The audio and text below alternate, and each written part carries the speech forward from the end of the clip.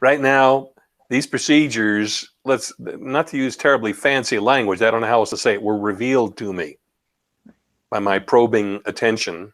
I know. Okay. But all of them are based on the TetraSeed, starting with gold key release. And they all involve the structure of attention, intention, memory, and imagination with different emphasis. And as you work with them, their nature will be revealed to you. You don't have to know in advance. All you need to do is the steps, and it reveals a self-teaching, self-revealing.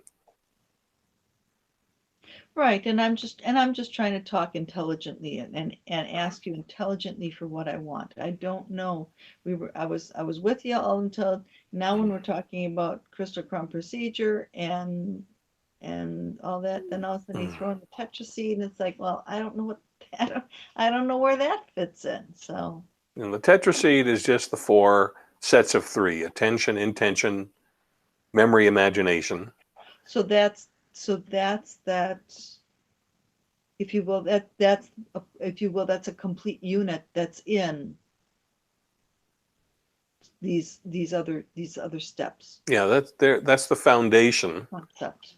Okay. And that was my first discovery, that there were those 4. And then I saw that they were simply the subjective aspect.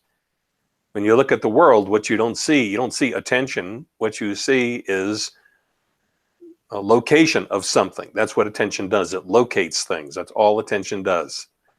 Intention is activity existing. Anytime you have an intention, you're intending some activity to exist. Yes. Memory is the persistence of something. For it to be a thing, it has to have integrity or coherence or stick togetherness. That's what I mean by integrity. Persisting. Well, if you don't have persistence, no memory. If you don't have a thing to remember, no memory. Imagination is the emergence of appearances, or I use the word changing. It's a little more down to earth, not so highfalutin. And if you don't have change, if it's a repetition of something, it's memory, not imagining. And if you don't have an appearance, you got nothing. So imagination requires a changing appearance.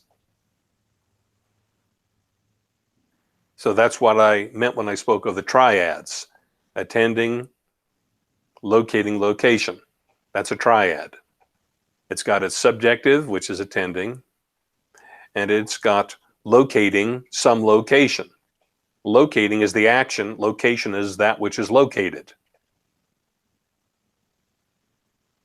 Okay? So we have a process, and I call it a product. A location is a result or a product. Okay? And locating is the process.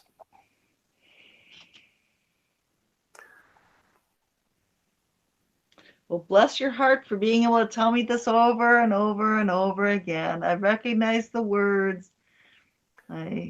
Well, run the procedures, and all of that becomes your experience. It becomes evident. I couldn't say this ahead of time before I worked with any of this. I didn't even know until a certain point that there were 4. Suddenly, gong, I realized, hey, there's 4. And then I saw them, it was a subjective 4. And then it dawned on me that there are the external world manifestation. Everything has a location in this universe. Everything has a location even in your subjectivity, your internal ego state, your self state. Everything has a location. If you feel anger, there's a place you feel it in you. If you feel sorrow, it's a pattern of sensation, always within you. So everything has location. Everything has persistence. Everything is active in some form. Everything is changing. So that's a pretty good definition of reality. Take away any of them, you ain't got nothing. Yeah. And the paradox is when you get all 4 activated, turned on, and hooked up with each other, so they're mutually reinforcing, you acquire a state of balance in you that releases you from the grip of that experience. Right. It just becomes soft all of a sudden and evaporates. Even if you try to keep it around, you find it difficult to keep it in a state of existence. Because as soon as you get all four going, game over for that. It ceases to become an egoic matter and becomes a transcendent matter. So I think, and I've said it before, when people get stuck in a state of experience, when they get stuck with an experience, they get stuck in some way, it's because one or more of those four isn't conscious. As soon as it becomes conscious, game changes. It's a game changer. The trick is to locate the thing in which we are stuck, to recognize it, that I'm stuck in this. And the problem is that people kind of miss the mark sometimes. It's people, meaning me. I saw it in myself. I would go after something, but I didn't have the heart of it. I had gotten a facet of it. So they cleaned up that little facet. But if you run Crystal Crown and you get the basic faculties turned on and better balanced, then the hidden things surface. If you do a setup procedure, even more surfaces. It's targeted specifically to that aspect of life. And you just drill into it. And the more you do that, the more your attention comes free from the inheritance from family and culture that we talked about at the beginning. You begin to see these things instead of just living and being subject to them. Right.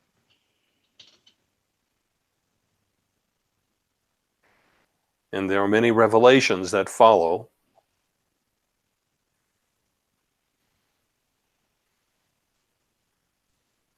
As you begin going down the rabbit hole of your own existence.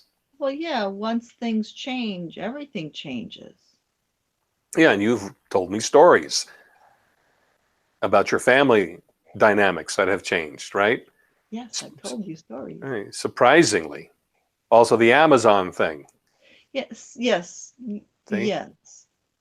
So people have, this is very peculiar, people have an identity, better said, they are an identity made up of memories, that because we have a memory, we take it that they are true memories. Yes. And then by describing the circumstance to someone else, we think we're just recounting a memory.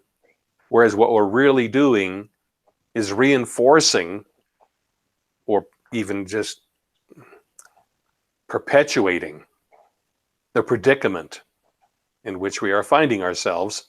We think we're just telling the truth about a situation, but what we're really doing is recounting and reinforcing the pattern of unconsciousness that makes it seem like that is necessarily and truthfully true. But you run a procedure and suddenly you step outside of being engrossed in that scenario that you're describing. Yeah. And suddenly it's evident that you were in the grip of an unconscious habit pattern that is only that. It doesn't have the force of truth to it. It seems to have the force of factuality. You don't deny that. But its persistence, its apparent necessity or inevitability is the false part. The inevitability of the thing, its stuckness, is the part that isn't true. It's merely reflecting that one or more of the four is unconscious and operating in an impaired state. And I'm interpreting your words because I'm not where you are. I'm interpreting your words and applying it to my situation, and I'm thinking, well, yeah, once I saw that in the story that I was telling you about the difference in the family, once I saw that things could be different, it's kind of like, well, there's no reason to go back to what it was, because now that I've lived this experience, this is potential, living that experience, that was potential I'd always hoped for one day. And of course, once I'm in that potential, it's kind of like, gee, I'm a little bit on higher ground now. Let's look around and see what other potential there is. similar to the Amazon woman. It's like, oh, that's a lovely place to be. Totally different than my other life experiences. And so perhaps I can be that, be Hmm. different, be that essence. Yeah, It's not even at that point something that you can be as if some sort of effort is required. right. It's what you discover yourself already to be when you're liberated from the peculiarities of your psychological inheritance or Right. psychophysical inheritance. We just discover something about the nature of reality, which is that for it to seem solid, there has to be a kind of unconsciousness operating. But it really seems solid when the unconsciousness is the case. Yeah. And that's the common state of human beings. Mm. But And there the was other, the bumper sticker I saw said, reality, what a concept. yeah, yeah, well, that goes along with world peace. So, Mm. um, the other thing I wanted to bring up to you was that I recently was thinking about the words of Gary Craig, Mm. emotional freedom technique guy. Oh, EFT, yes.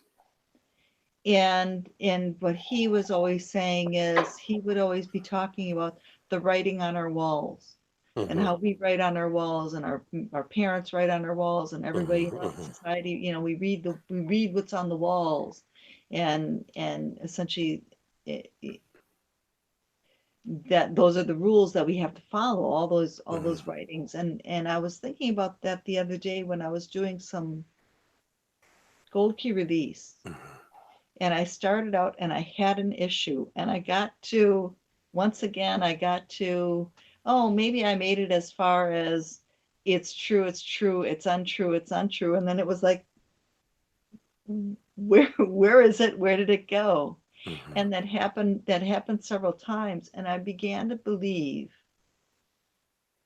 that in those moments, and I've struggled with this, and in those moments that I have a topic and that I go to work with it, I had the point. I really did. I had the point. It evaporated just like the item that you had in the middle of the gold key release. Just like the story I was telling, yeah. Yeah, okay. And so, okay, I think I've got it back because it goes back to Gary Craig. And so to me, it's, oh gosh, it's right there. Pluck it. Um, it's like you were saying, it's just a different aspect. That I think I've dealt with a lot of the stuff under different topics and different things, Hmm. and suddenly the foundation of that thing that bugged me in the moment that I thought was so big, huge, and deep, really the roots were rotted away. Hmm. And so when I started looking at it, it was just like there's nothing there. Oh, that's the thing. So thank you so much, Lawrence. You're changing my life. Thank you. I'm changing mine too. Yeah, yeah, I know. We aim to please. Well, yeah, but you're doing this stuff, you're digging the ditches and you're doing the hard work. And for someone like me to come along that doesn't understand all that it took to get here, so I can't, if it's sort of that thing where you kind of can't appreciate the whole thing. I'm doing my best to appreciate the whole thing, and I'm realizing I believe you've sacrificed a lot. Not that it makes anything, but I believe you've sacrificed a lot, and it Mhm. shows. So I don't want to be some smart ass kid that just comes along and, oh, that there's really nothing to it. I realize there's something behind there. Yeah. So I'm I had to dig myself out from under a mountain, and that's where I am at this point right now. This, just sharing these procedures and using them and having them evolve in me, and then bringing the evolved forms out because they're better than the earlier forms. Like I said, these procedures are self-teaching, self-enhancing, self-revealing. If you just follow them, they teach you their ins and outs, and they seem to be the inherent deep underpinnings of everybody and everything. Well, that's just it. There's a deeper layer to go to, but I haven't talked about it yet because it's still maturing in me, and it's certainly not useful information from people who haven't mastered their own process sufficiently. So I just I bide my time, and when I see a person is ready, I give them the next piece. Yeah.